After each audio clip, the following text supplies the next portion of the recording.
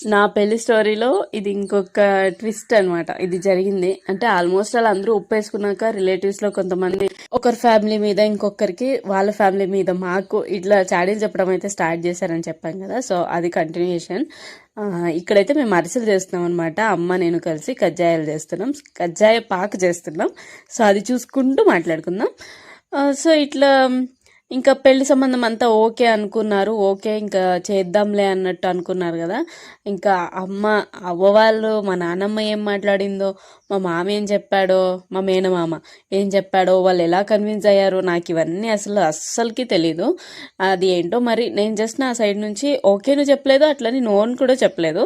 నేను నా పాటికి నేను ఉన్నాను. ఎందుకంటే నేను నో అని చెప్పినంత మాత్రాన ఆపేయరు, ఓకే అని చెప్పినంత మాత్రాన పెళ్లి చేశారు కదా.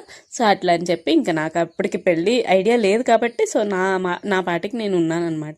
ఎలా చెప్పారంటే ఫస్ట్ మా నాన్నమ్మ దగ్గరికి వచ్చి చెప్పారనమాట. మా రిలేటివ్స్ లో కొంతమంది, మా రిలేటివ్స్ వాళ్ళ రిలేటివ్స్ అనేది చూసేవాళ్ళు, అంటే వాళ్ళు చూస్తే వాళ్ళకి అర్థమవుతుంది. సో అట్లా చెప్తున్నా. మా దగ్గరికి అయితే వచ్చి చెప్పారనమాట.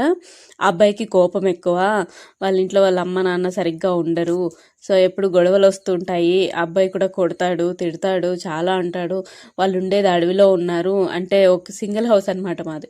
సో అట్లా ఇంట్లో ఉన్నారు, వాళ్ళకి ఆవులు ఉన్నాయి, మేకలు ఉన్నాయి, గొర్రెలు ఉన్నాయి, ఇవన్నీ పాప చేసుకోలేదు, ఎందుకు చేస్తారు, అబ్బాయి క్యారెక్టర్ మంచిది కాదు, అబ్బాయి తాగుతాడు, తిరుగుతాడు, చాలా అలవాట్లు ఉన్నాయి, ఇంతకు ముందే ఒక అమ్మాయిని ప్రేమించాడు, అలాంటి అబ్బాయికి మీ అమ్మాయిని ఇచ్చి పెళ్లి చేస్తే ఎప్పటికైనా మీకే డేంజర్, మీ అమ్మాయికి ఇంకొక సవితిపోరు తప్పదు, ఇంకా అబ్బాయి కూడా క్యారెక్టర్ మంచిది కాదు, తాగుతాడు కొడతాడు, ఇట్లాంటి వాళ్ళకి మీరు ఇవ్వడం మంచిదా, వద్దు, వాళ్ళ ఇంట్లో వాళ్ళ క్యారెక్టర్లు కూడా సరిగ్గా లేదు, మీరు ఎందుకు పెళ్లి చేస్తున్నారు, మీరు ఎందుకు ఇస్తున్నారు, వాళ్ళ ఊర్లో కూడా వాళ్ళ గురించి చాలా నెగిటివ్గా టాక్ ఉంది, వాళ్ళ ఊర్లో వాళ్ళు కూడాను వీళ్ళు నచ్చక వీళ్ళని ఊరు నుంచి పంపించేశారు.